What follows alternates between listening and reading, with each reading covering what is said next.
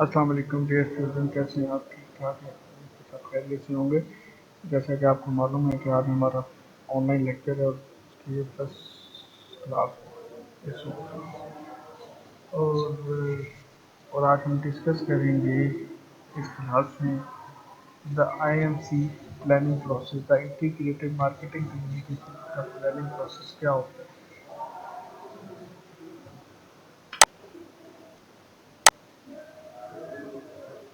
Chapter overview ये है कि IMC प्लानिंग क्या होती है, सिलेक्टिंग मार्केट कैसे करते हैं, मार्केट कैसे करते हैं, सेगमेंट कैसे बनाते हैं, टारगेट कैसे करते हैं, ऑपरेशन स्ट्रेटजी क्या होती है, कम्युनिकेशन ऑब्जेक्टिव क्या होते हैं, बजट क्या होता है और IMC कंपोनेंट क्या होते हैं।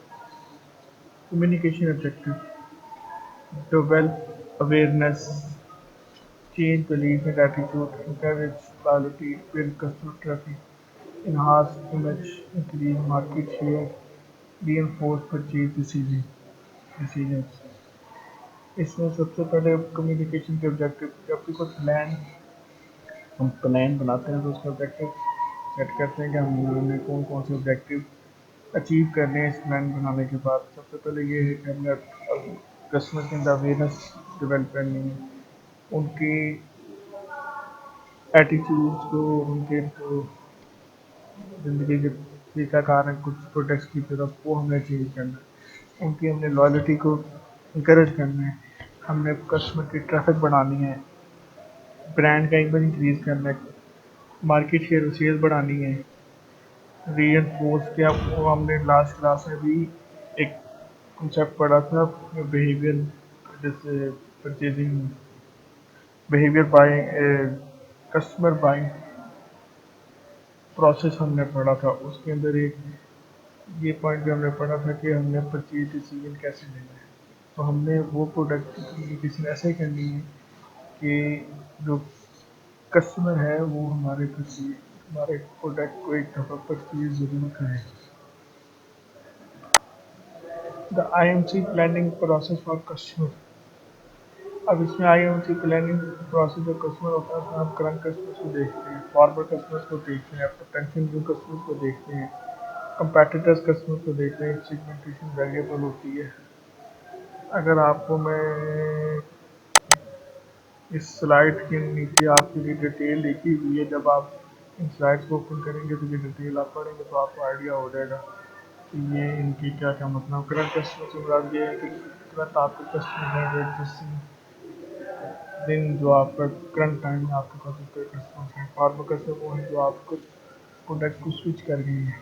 पोटेंशियल न्यू कस्टमर्स वो हैं जो अभी तक आइडेंटिफाई नहीं हुए कि अभी तक वो उनका मार्केट गैप है, वो अभी आपके पोटेंशियल कस्टमर फ्यूचर में बन जाएंगे, उनको भी आपने देखें। कंपैटिटर कस्टमर, अगर आपके पास प्रोडक्ट का कोई कंपैटिटर है तो उसके कस्टमर को आपने अपने प्रोडक्ट की तरफ स्विच कैसे कराना, वो वाली भी कस्टमर के लिए भी प्लानिंग होती है। नेक्स्ट हमारे पास है IMC planning process for competitors. इसमें दो पॉइंट्स हैं, आइडेंटिफाई करना कि कंपेटिटर्स कौन कौन से हैं, वो you will compete with, what are their communication strategies. आपने बहुत सी कंपनी ऐसी देखी होंगी कि जो एक दूसरे की कम्युनिकेशन स्ट्रेटजी के ऊपर अपनी स्ट्रेटजी बनाती है। मैंने आपको एक एग्जांपल दी थी करीम और पेप्सी की, कि करीम ने एक स्ट्रेटजी अपनाई कि उसने ट्विटर पे ट्विटर बार शुरू की, उसके बाद तो पेप्सी ने उस ट्वीट के ऊपर अप्लाई किया, पेप्सी के एड कर दिए कि करीम ने एक को एक ऐसी क्या कहते हैं कम्युनिकेशन स्ट्रेटजी निकाली जिसमें उन्होंने प्रोमो दी कस्टमर्स को, और उस प्रोमो कोड के थ्रू पेप्सी बोतल आप फ्री ले सकते थे कि जितनी दफ़ा आप क्रीम यूज़ करेंगे उसमें उनकी कुछ इस तरह की उन्होंने स्ट्रैटेजी बनाई थी।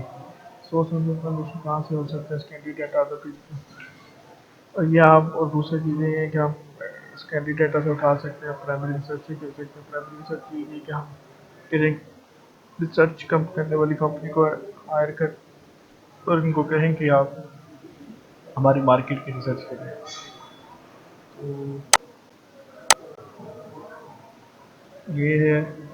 उसके बाद हो गया जी आपका IMC planning process communication examine existing brand position, आपने फिर ब्रांड पोजीशनिंग को देखना है, कंपनी कम्युनिकेशन को देखना है, इंडस्ट्री कम्युनिकेशन को देखना है, ट्रेड एसोसिएशन को देखना है, कंपेटिटर कम्युनिकेशन को देखना है। तो ये जो है ना नीचे आपने दिया हुआ है। उसके बाद आपने मार्केट सेगमेंटेशन को देखना है। मार्केट सेगमेंटेशन के अंदर आपने group with distinct characteristics, homogeneous within differ from the other segment and population heterogeneous across financially viable, profitable and searchable। ये नेक्स्ट आपको बताऊंगा रीचेबल सॉरी। आपको नेक्स्ट स्लाइड में बताता हूँ कि ये कौन कौन सी चीज़ें हमने सेगमेंटेशन में देखी है। Why segmentation identify company strength and weakness. Segmentation segment क्यों बनाया जाता है? Identify company strength and weakness, clarifies marketing objective associated specific target market, link firm strategy and tactic to a specific target group. हमने अपने company की strength और weakness को identify करना होता है। दूसरा ये है कि हमने अपने मार्केटिंग के ऑब्जेक्टिव क्लैरिफाई करने होते हैं जो अपनी टारगेट मार्केट हमने बनाएंगे तो उसके अकॉर्डिंग। फिर हमने अपनी स्ट्रेटजी को लिंक करना होता है जो हमारा टारगेट ग्रुप है उसके साथ। बेनिफिट शॉर्ट्स, टारगेट मार्केट के अंदर हम बेनिफिट देखते हैं। वैसे तो आप रीचिंग मार्केट देख लेंगे, हम मार्केट में कैसे रीच करेंगे, अपील टू रीच मार्केट के हम उस मार्केट को अपील कैसे करेंगे। अभी आपने एक एग्जांपल मैंने आपके साथ एक ऐड शेयर किया था कोका कोला का, शायद आप लोगों ने देखा, उसमें मैंने आपके कमेंट भी मांगे थे। उसमें से मुझे कोई इतना खास रिस्पॉन्स नहीं मिला। वो रिस्पॉन्स ये था कि उस ऐड के अंदर उन्होंने वो स्टूडियो की बात की सबसे एंड में।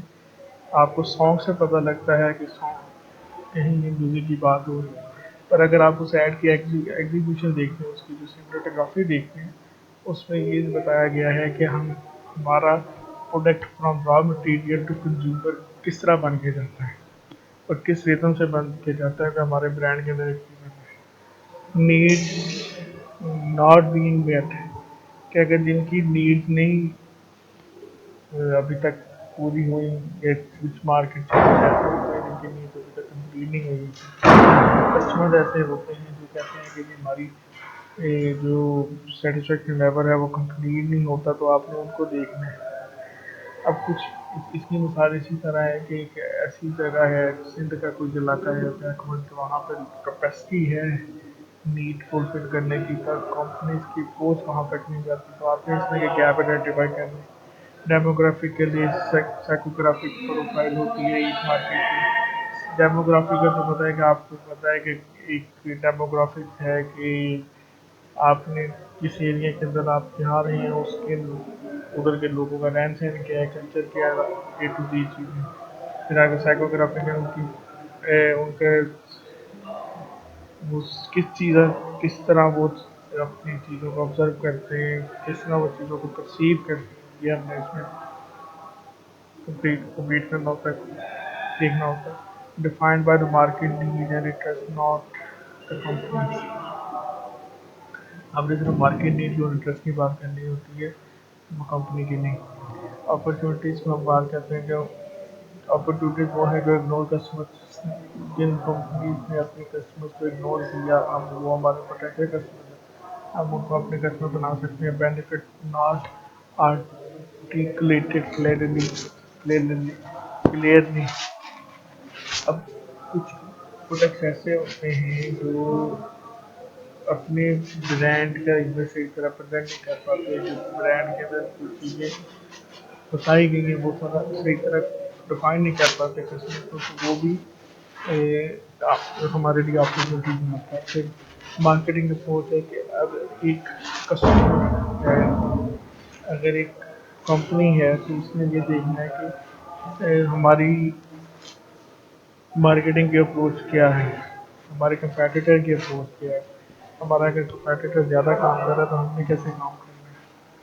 तो ये जो चीज़ें देखनी है कि मार्केटिंग की स्ट्रैटेजी क्या है, मार्केटिंग मिक्स करनी है, मार्केट सेगमेंटेशन क्या करनी है, मार्केटिंग टारगेटिंग क्या करनी है, वो आप परस्पेक्टिव को जब आप आइडेंटिफाई करते हैं उसके बाद करते हैं। फिर ब्रांड पोजिशनिंग करनी है, फिर आप आपने एक अपॉर्चुनिटी ढूंढनी है अपनी ब्रांड पोजिशनिंग बेहतर करने के लिए। फिर आपने नीचे जो लाइन लिखी हुई है where is the competition failing, कि कंपटीशन कहाँ फेल कर रहा है, हमने वहाँ से अपॉर्चुनिटी उठानी है और हमने अपने आप को आगे लेके जाना है। इसलिए आपको मैं बस एग्जाम्पल इतना बताता हूँ कोको पेप्सी की। पाकिस्तान में 2 साल से कोक का मार्केट शेयर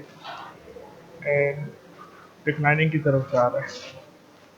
पेप्सी अब ऊपर आ रहा है मार्केट शेयर में।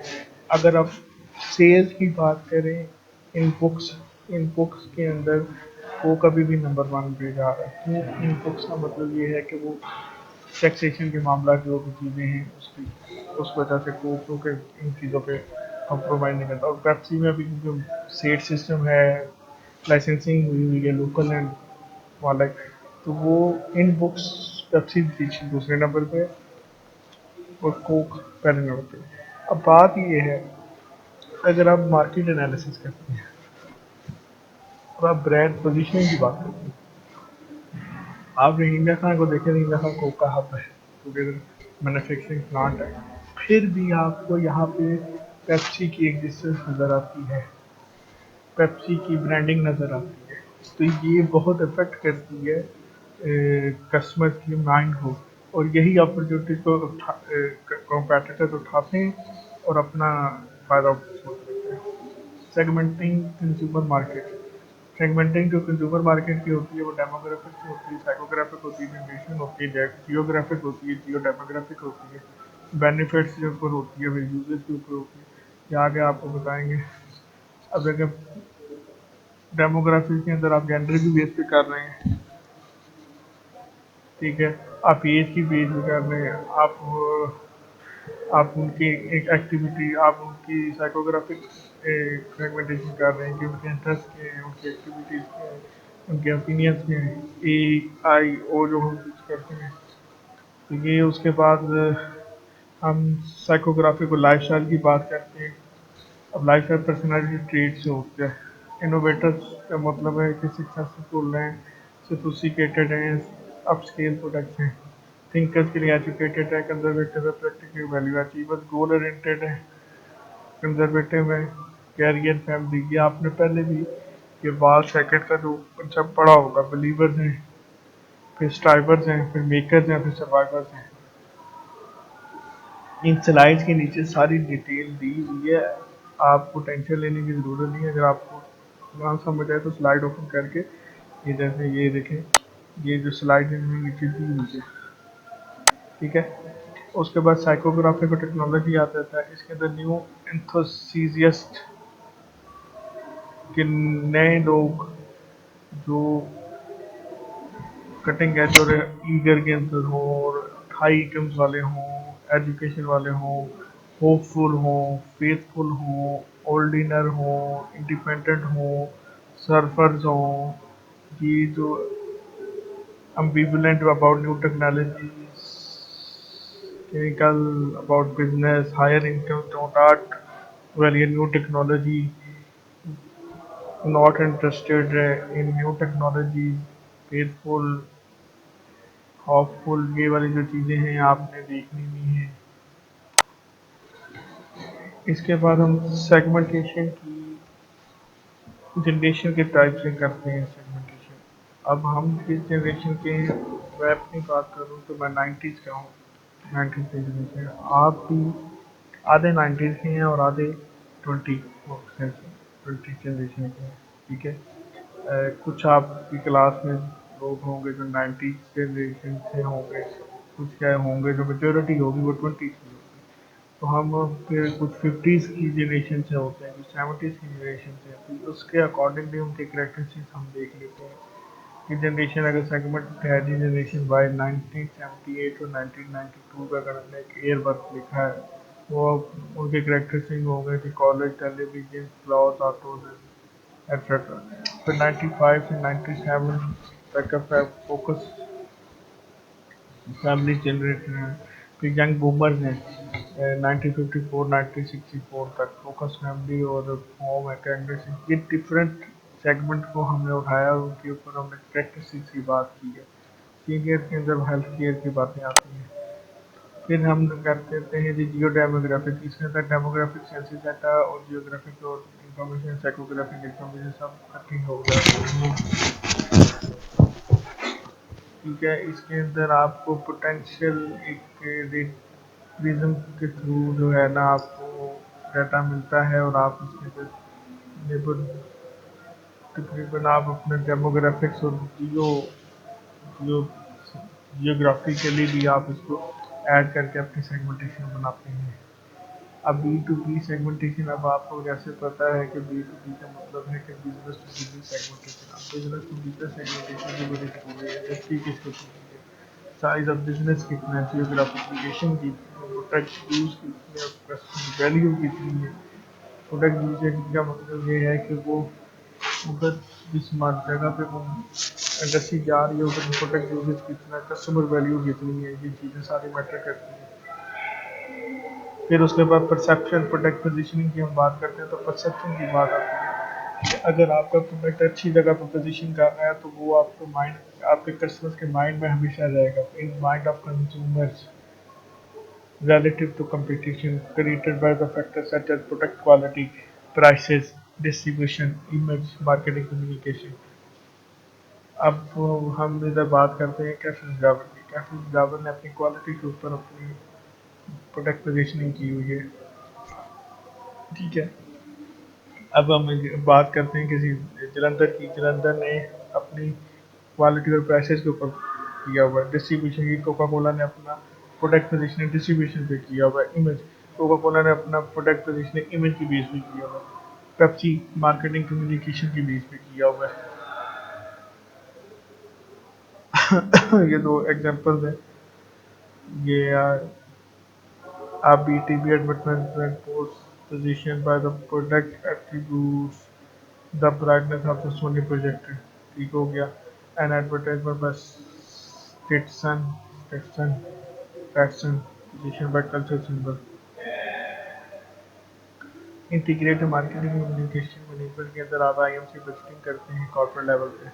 आप कॉर्पोरेट लेवल की जब बात करते हैं तो IMC की इंटीग्रेटेड मार्केटिंग कम्युनिकेशन के ऑब्जेक्टिव करते हैं कि हमने कौन कौन से ऑब्जेक्टिव गेन करने हैं। फिर आप इंटीग्रेटेड मार्केट कम्युनिकेशन की बजटिंग करते हैं, और उसके बाद एजेंसी सिलेक्शन करते हैं। एजेंसी सिलेक्शन के अंदर होता है कि कम्युनिकेशन किसने करनी है। फिर इंटरनेट वेबसाइट को देखते हैं कि कौन सा हमने डिजिटल वे के थ्रू करनी है। कम्युनिकेशन ऑब्जेक्टिव मैंने ऑलरेडी बता दिया है, ये मेरा ख्याल जो है ना स्लाइड जल्दी आ गई है। चलिए अभी पढ़ी हुई देख लीजिएगा दोबारा। Creating a communication budget. Most common method of creating a communication budget include percentage of sales, affordable method, competitive parity method, objective and task method, payout planning, quantitative method. Percentage of sales. In percentage of sales, budget allocations are derived from the either sales from the previous year or anticipated sales or from the next year. This method offers simplifying simplicity in shaping the budget. This approach also encounters problems first it means to change in the opposite direction of what might typically be needed. This is what when sales go up, so does the communication budget. इसमें ये बता रहा है कि आपने जो है ना ये एलोकेशन जो है ना बजटिंग की क्या करनी है कि जो आपने पिछले साल की सेल की हुई है और आपने इस साल जो करनी है उसको उसको अपने सामने रख के उसके मुताबिक आपने बजटिंग करनी है कम्युनिकेशन की। मीट द कंपटीशन सीख the prevent loss market share. अब मीट द कंपटीशन का मतलब यही है कि आपने कंपटीशन को जब एक लेवल को मीट करना है तो उसके अंदर आपको अपना मार्केट शेयर को बचाने के लिए भी आपको करनी पड़ती है। आप हाई लेवल पे जाते हैं, फिर अगर आप उसका ड्रॉबैक सिर्फ ये मिलता है कि अगर उसके ऊपर आपने जो खर्च किया और उसकी गारंटी ना मिले तो वो भी सक्सेस नहीं है। गारंटी सक्सेस नहीं है उसकी कि अगर आपने उसको इतना पैसा खर्च कर भी दिया है और आपको वो ना भी मिले जो मार्केट शेयर आप चाह रहे हैं तो फिर वो नुकसान में जाता है। मार्केट शेयर के kill the loss rather than how much spent, how well money has been allocated and how effectively the market campaign retains customer and market share should be the key. But we can afford what we can afford the marketing side, the margin development after one of the company's other budget has been. established or while determining other budgets. Company leaders allocate money based on what they feel can be spent. Use of this process that the management may not be recognized sustainable the marketing communication set company leaders view marketing as a non-revenue generation activity, never as smaller companies. Limited finances often employ the but we can afford approach. इसके अंदर यही है कि जो बड़ी company होती हैं वो अपना बजट तो कर सकती हैं कि हम कितना का अफोर्ड कर सकते हैं बजटिंग कम्युनिकेशन की। अब कुछ प्राइवेट कंपनी है, छोटी कंपनी है, वो ज़्यादातर ये टेक्निक यूज़ करती हैं। Objective and task है to prepare an effective and task budget marketer identify the communication objective to pursue and then calculate the cost of accomplishing each objective. The communication budget becomes the cumulative sum of the estimated cost for all objectives. Many market experts believe that the objective and task method represents the best budgeting approach because it relates dollar cost to achieving specific objective. However, a large company such as Factor may be find it difficult to apply. Objective की तार से ही आपको समझ आ रही है कि अगर आप एक ऑब्जेक्टिव सेट करेंगे और कोई काम सेट करेंगे उसके मुताबिक उसकी प्लानिंग करेंगे उसकी बजटिंग करेंगे तो वो ज़्यादा इफेक्टिव होगी। Pay out planning with the pay out planning project management establish a ratio of advertising to sales और मार्केटिंग जिसमें तो allocate gather the amounts in early years to yield payout in later years. Allocating larger amounts at the beginning of a protection helps build brand awareness and brand equity. As the brand becomes accepted and sales build a lower percentage of dollars advertising dollar will be required in order to maintain a target growth. Quantitative method in some instance computer simulations can be developed the model relationship between advertising and promotional expenses with the sales and profit. These models are far from perfect. They do offer the advantage of accounting for the type in most of the cases quantitative models are limited to the larger organizations with strong computer and statistics departments. Promotion opportunity analysis होता है, market communication market analysis होता है, communication objective का analysis होता है, communication budgeting होती है, establish guidance होती है, डेवलपर फिर प्रमोशन स्ट्रेटजी होती है, डेवलप प्रैक्टिकल सपोर्ट होती है, फिर हम मार्केट कम्युनिकेशन का मार्केट एनालिसिस करते हैं, कंपेटिटिव एनालिसिस अपॉर्चुनिटी एनालिसिस ये ऑलरेडी हम पढ़ चुके हैं। फिर कॉर्पोरेट स्ट्रेटजी में हम बात करते हैं। ये है जी आपने कॉर्पोरेट स्ट्रेटजी बनानी है, आपने ब्रांड डेवलपमेंट की स्ट्रेटजी बनानी है, आपने ब्रांड पोजिशनिंग की स्ट्रेटजी बनानी है, आपने डिस्ट्रीब्यूशन की स्ट्रेटजी को देखना है, आपने बिजनेस स्ट्रेटजी को देखना है, आप पब्लिक रिलेशन की स्ट्रेटजी को देखना है। फिर आपके सेगमेंट प्लान के अंदर आपकी बजट के अंदर आए एमएससी मेथडोलॉजी आ जाती है कि आपने सेगमेंट प्लान में आपने बजटिंग हो गई, फिर आपने मेथडोलॉजी कौन कौन सी यूज़ करनी है, एडवर्टाइजिंग करनी है, सीपी चलानी है, कंज्यूमर प्रमोशन चलानी है, टीपी चलानी है, ट्रेड प्रमोशन का मतलब है कि कस्टमर्स को रिटेलर्स को देनी है, पर्सनल सेलिंग करनी है या स्पॉन्सरशिप्स लेने हैं, डाटाबेस से डाटा उठाना है, फिर उनको टारगेट करना है, मीडिया प्लान बनाना है, वैल्यूएशन मेथडोलॉजी बनाते हैं। IMC budget based on communication objective, marketing objective, unrealistic assumption to assume direct relationship between advertising and sales. Communication schedule यानी कि तीन communication schedule होते हैं कि pulsating होता है schedule, एक flighting schedule होता है और एक continuous campaign schedule. A pulsating schedule involves continuous advertising and communication during the year with bursts of higher intensity at specific time. More ads in more media companies. ठीक है, flighting अब आप एक example ले लें इसकी कि जो कॉमन ऐड आ रहे होते हैं टेलीकॉम कंपनीज के, वो डेली कोई ना कोई वेरिएशन के साथ ऐड आ रहा होता है। फ्लाइटिंग स्केड्यूल ये होता है कि whereby communication are presented only during peak times और not all during the other time of the year. Many marketing experts believe spending a level amount of branded repetitively in front of consumers, which is a continuous campaign schedule.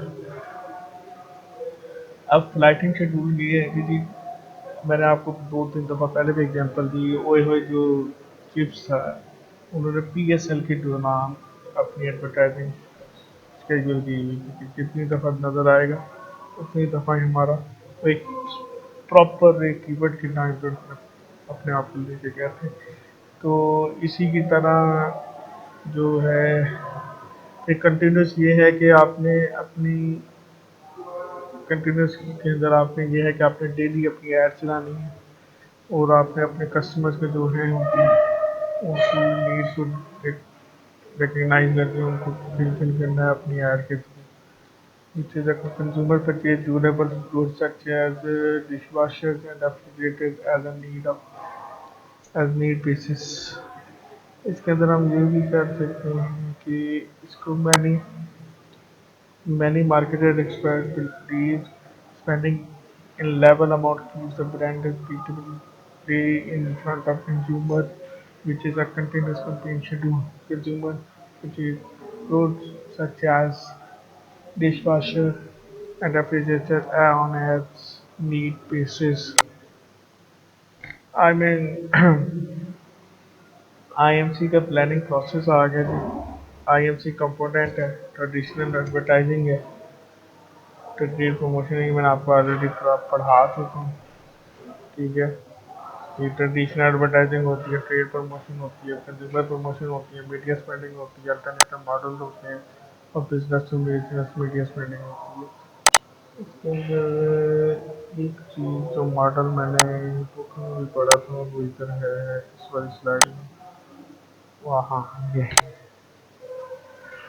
ये जो process है ना IMC का planning का process, ये देख लें। IMC planning process contact customer competition और कम्युनिकेशन, फिर वो टारगेट मार्केट पे लेके जाता है, फिर प्रोडक्ट पोजीशनिंग पे लेके जाता है, तो टारगेट मार्केट लिंक करता है प्रोडक्ट पोजीशनिंग से, फिर प्रोडक्ट पोजीशनिंग के बाद वो अपने ऑब्जेक्टिव की तरफ जाते हैं और ऑब्जेक्टिव की तरफ जाके वो अपनी बजटिंग करते हैं और बजटिंग के बाद वो अपने आईएमसी कंपोनेंट्स जो हमने पढ़े हैं उनको फुलफिल करते हैं और अपना एक आईएमसी की प्लानिंग का प्रोसेस कंप्लीट करते हैं।